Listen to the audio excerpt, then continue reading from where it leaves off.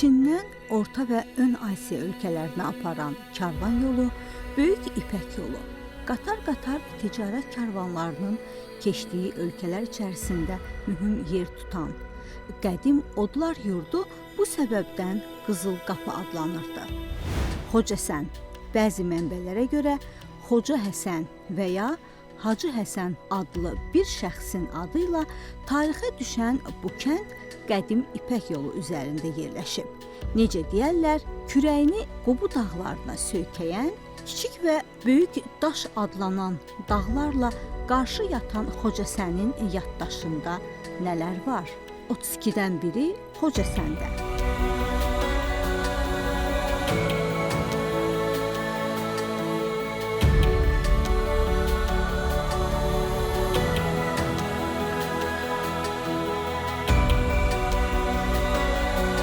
Kəndimizin əsası, belə deyək ki, hələ 7-ci əsrdə Ərəb xilafəti dövründə qoyulmuşdur.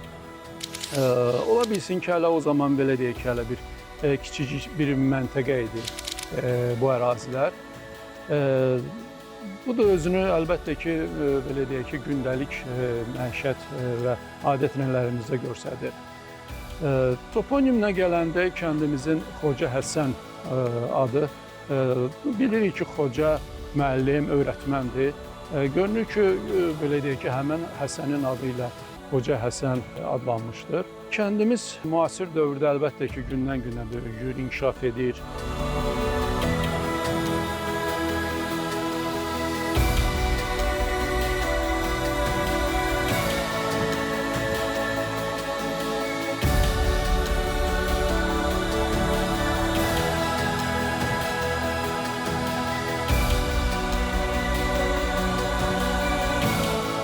Böyük İpək yolu üzərində yerləşən karvansaraylar, ovdan və hamamlar Abşeronun tarixi inciləridir.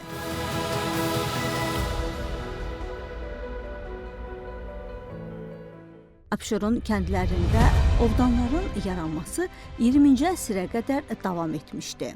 Su ehtiyatının toplandığı ovdanlar əsrlərcə əhalinin təsərrüfat və məişət ehtiyacını ödəmişdi.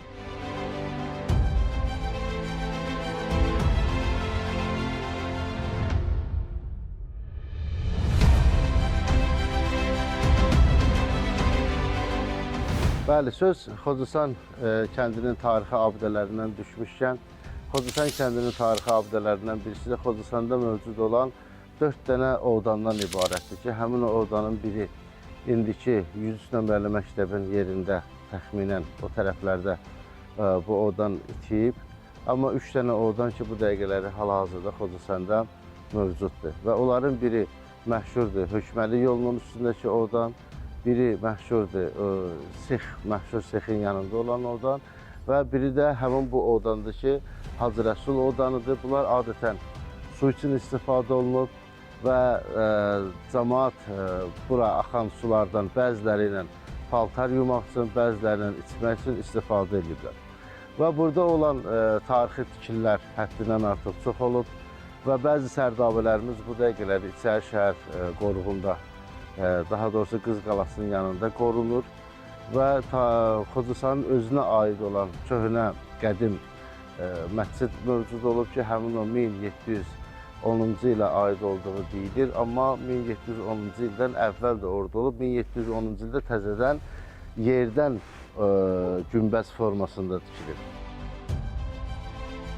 Xocəsən kəndində adı ilə bəlli olan Hacı Rəsul ovdanının üzərində onu tikdirən şəxsin və inşaat tarixini nişan verən kitabəsi var. Ovdan bir zamanlar su ilə dolu olarmış. İndiki Pepsi Cola'nın yerində Şah Abbasın məşhur 999 dənə tikdiyi məscid ovdan silsiləsindən olan bir dənə karvansaradır ki, həmin o karvansara təxminən Sovet rejiminin axırlarında ora partladılıb və oradan əsər əlamət qalmayıb. Amma biz məsələn uşaq olduğumuz halda oranı bizə böyüklərimiz göstərdilər. Oranın qədim daşları da bəlkə indi də mövcuddur, qalmaqdadır. Burada olan sərdabələr bu kəndin qədimliyindən və keçmişindən xəbər verir. Baxmayaraq ki, tarixən Xocəsən kəndi kiçik olub, balaca olub və bu kəndlərin arasında kiçik bir kəndlər içərisində gedib. Amma ən çox Xocasandan köçüb başqa yerdə yaşayanlar, məsələn, indiki Sovetski deyilən küçədə, şəhərdə və yaxud da ki, Nardaranda, Bağlar tərəfdə yaşayanlar və başqa bir yerlərə köçənlər, Sumqayıt tərəfdə yaşayanlar, Xocasanlılar məşhur olublar. Və ikinci bir məsələ budur ki, şəhərdə də bəzi tikililərimiz var ki, onlar məsələn Hacı bəyə aid olan tikililərdir. Məsələn, indiki şəhər baş prokurorluğunun binasının ətrafında olan bəzi binalardır ki, həmin onlar Xocasanlı Hacı bəyin mülkiyyətində olur.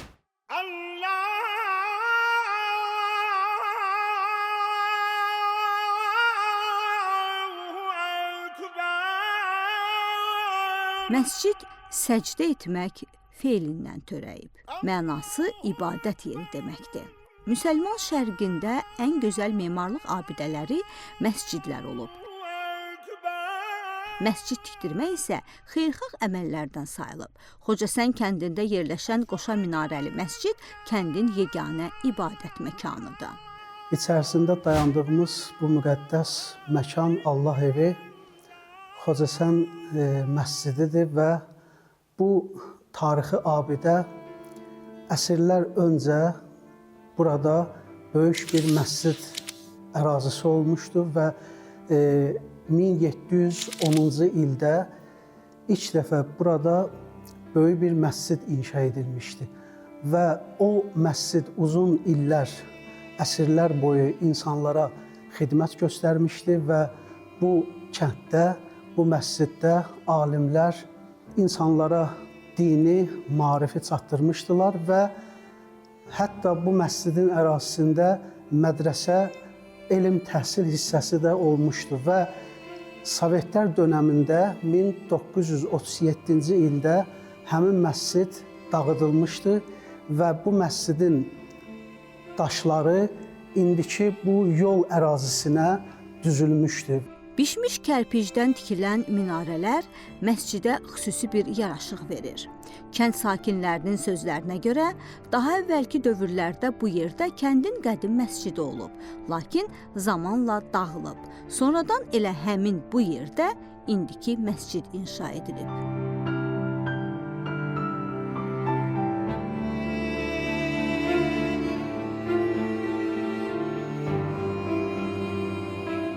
Min 1937-ci ildən bəri məscid öz fəaliyyətini dayandırıb və bu ətraf ərazilər, mülklər əslində o vaxtki məscidin ərazisi olub.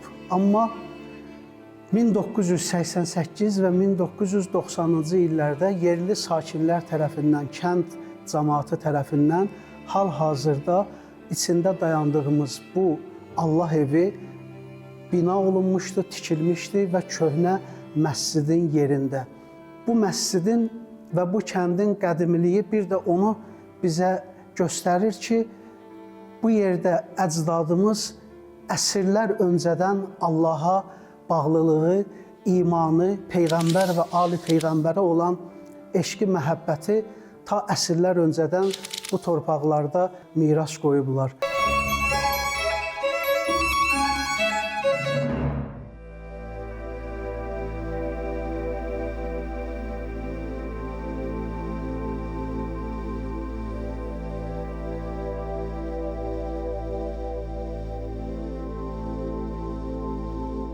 Xocasən qəbristanlığı kəndin mərkəzində yerləşir. Kənd sakinlərinin dediyinə görə, bundan əvvəl kəndin yaş etibarilə bir qədim məzarlığı olub.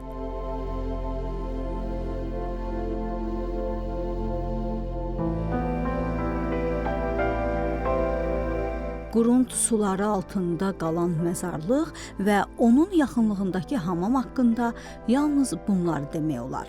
Hazırki qəbristanlıq isə kəndin 3-cü qəbristanlığıdır. Hər bir kəndin, hər bir kəsəyin onun qəbristanlığı ən mühüm göstəricilərdən biridir. Və bizim Xocasən kəndində də 5 dənə bir rəvayətə görə qəbristanlıq olub ki, biri kəndin yuxarı hissəsində olub, biri orta hissəsində olub, biri indi dayandığımız müasir qəbristanlıqdır və biri də həmin bu gölün içərisində batmış olan bir qəbristanlıqdır ki, bunlar kəndin tarixindən xəbər verir.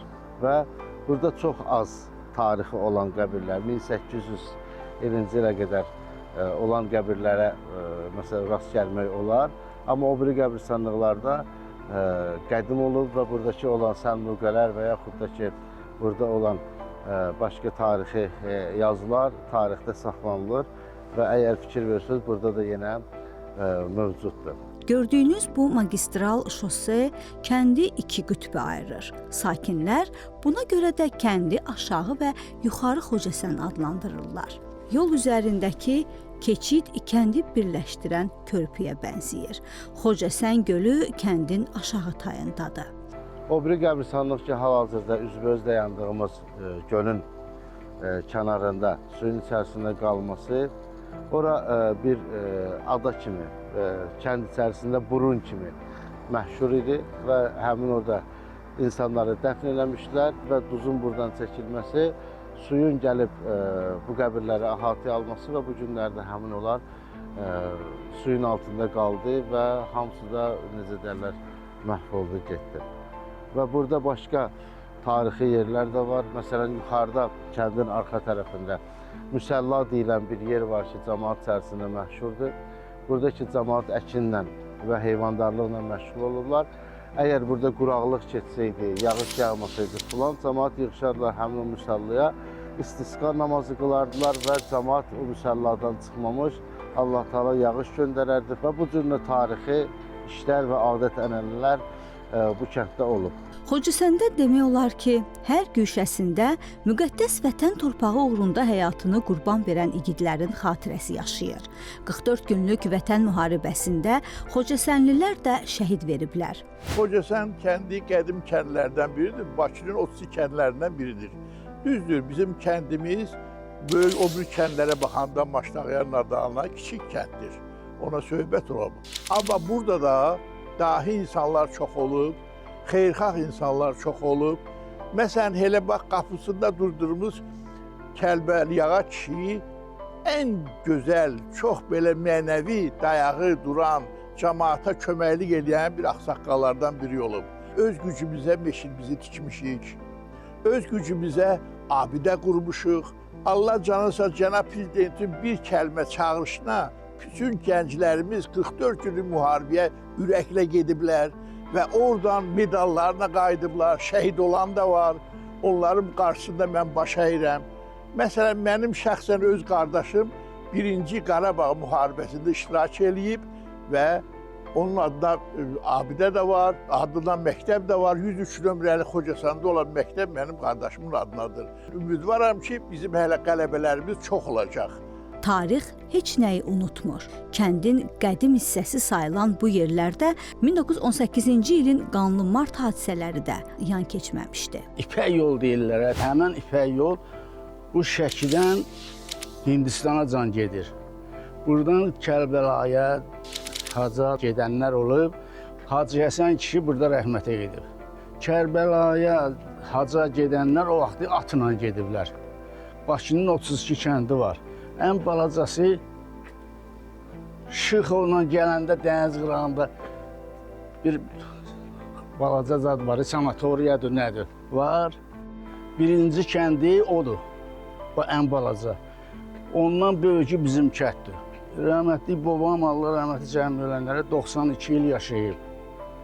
92 il. 1862-də anadan olub. 1954-də rəhmətə gedib, 92 yaşında. 18-ci ildə bura hücum eləyiblər, martın 31-də. Bu dağlar, deyirdi ki, babam, atam da 7-ci ildə anadan olub. Mənə dad elədilər, bacadan çəkdilər. Qabaq təndiri, öydə təndir olardı, onun bacaları olardı iplə. Bu dağlar dolu idi cəmaat, qırırdılar cəmaatı. Meçiddə də 32 para kəndin içində, Bakıda, Azərbaycanda bizim meçid 7 illik olub. O da o vaxtı topla vururlar.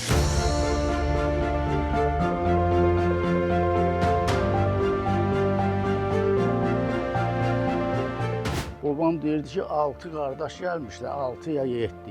anaları onları demişdi ki, sizə güllə daldan dəksə, mənim sütüm sizə haram olsun. Biri ölmüşdü. Babam söhbət eləyib, bunları mənə çıxıb, burada bastırmışdı. Baba burada. İndi 18-ci ildə, 100 ili keçib. Bu da baba burada. Özüm mən o vaxt bir şey qanmırdım, uşaqdım. Üzü belə bastırmışdı. Sonra soruşdum, dedi ki, o əmanət. Əmanətdir burada. Və nə əmanət? 18-ci illara bura. Türklər də gəlməsəydi, qırardılar hamısını. Yaşlı sakinlərin dediyinə görə burada su quyuları olsa da suyu şor, yəni duzlu olduğundan içməli suyu saraydan gətirirlərmiş. Tarixi mənbələrdə, Sara Aşurbəylidir və yaxud başqalarının yazdığı tarixi mənbələrdə göstərdiyi tarixlərə əsasən bu kəndin tarixi çox qədimdir və həddindən artıq qədimdir və bu kənddə baş verən tarixi hadisələr və mühüm hadisələr olub ki, bu istər bu kəndin öz tarixində və Bakının tarixində və ümumiyyətlə Azərbaycanın tarixində böyük bir əhəmiyyətə malik olub. 6-7-ci əsrlərdən əgər biz götürsək, burada 3 dənə tayfa yaşayıb, bu 3 dənə tayfanın hərəsi bir tərəfdən gəlib. Bizdə olan tarixi mənbələrə görə burada gələn tayfalar Qubadan, Qarasiyəzəndən və bir də ki, Xızı tərəfdən gələnlər olurlar. Əsasən əkinçiliklə məşğul olan kənddə heyvandarlıq o qədər də inkişaf etməyib. Hal-hazırda yuxarı ərazilərdə belə deyək ki, kəndin biçənəyi olmuşdur. Əsas kənd əhalisi orada çalışmış, əkib becərmişdi. Təbii, İkinci Dünya müharibəsindən sonra Sovet dövləti artıq sənayeyə belə deyək ki, daha çox önəm verdiyi üçün kənd cəmaatı belə deyək ki, kəndin insanları yavaş-yavaş sənaye sahələrində çalışmağa başlayır. Və bu da belə deyək ki, həmin o yerlərin daha belə deyək ki, zaman-zaman az əkilib becərilməsinə gətirib çıxarır. Və kənd əhalisi belə desək artıq sənaye müəssisələrindən cəlb olunur. Qoca kişilər zəhmətkeş olurlar da. Bu evləri hamısını olardı əlinə. Bizim ev 38-ci ildə tikilib. O əncil ağacı var orada. Mən gözümü açıb görmüşəm ki, o əncil ağacı orada. Sonra bu kənd dolanıb Biləcəri, Xırdalan, Xocasan. Elədilər savxoz. Sonra o şor var, orada duz olur. Cəmaat duzla dolanır. Biləcəridə idi, Şaban vardı, qalxoz sədri. Yoxsa əkin əkərdilər buğda, arpa. Biz də uşaqdıq müharibədən sonra. O öküz ərəbələri ilə daşıyanda əsfaltı bura 40-cı ildə salıblar. Yol belə dalanda o həşəndən düşərdi, başşaq deyirlər o da. Sümbülün dadına. O ilə yığardılar, o əl dəyirmanı ilə. Dedilərlər, onun kəpəci ilə, onun ilə yox. Kəpəci ilə. Belə-belə qoğal eləyərlər, qara nöğüt yandırardıq. Qız gəlin nöğütü bilirsən necə gətirərdi? 4 dənə taxta belə burada vedrə üstünə dəyməsin. Yəni, qız gəlin bırıqlar çoxdur da, orada kruşka ilə yığardılar, yandırardıq. Bu kənddə hamının tanıdığı bir dükkan var. Üzərində yazılan tarix 1928-ci ili göstərir. Kərbəlayi Əbilin ət dükanı kim bilir? Bəlkə də o vaxt bu kəndin yeganə qəssab dükanı olub. Və təsadüfi deyil ki, bizim burada dayanmağımız və burada da Xocasan kəndinə aid olan qədim bir tikili var. Həmin bu usta Əli Əşrəf tərəfindən tikilib və tarixi bir binadır ki, həmin bura mağaz olub, dükan olub və belə-belə qədim yerlər bu Xocasanda çox mövcuddur. Və biz bunların əgər bir-bir hamısının tarixini açıqlasaq, baxıb görürük ki, bəli, burada bəs qədər tarixi faktlar və Xocasanın qədimliyinə aid olan sənədlərimiz var. Xocəsənin adı ilə bağlanan yurd yerindən 32-dən birində bu qədər. Yolumuz isə başqa ünvanadır. Tarixdən bircə nişanə olsa belə əzizdir. Onu bilmək, öyrənmək vətəndaş borcumuzdur.